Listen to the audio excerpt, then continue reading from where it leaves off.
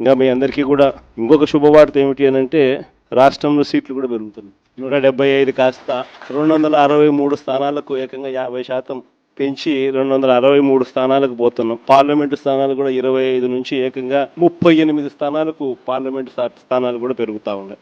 SC ST reserved సీట్లు కూడా 50% పెరుగుతున్నాయి.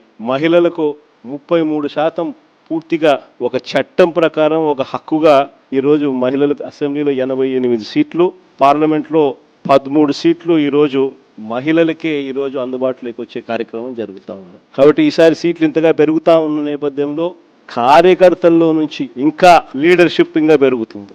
ఎవరైతే నాయకత్వ పటిమను గట్టిగా చూపించగలుగుతారో అందరికీ కూడా జగన్ న్యాయం చేస్తారని చెప్పి సందర్భంగా చెప్తాను. ఈసారి జగన్ 2.0లో మాత్రం ప్రతి కార్యకర్తకు చెప్తా ఉన్నాను.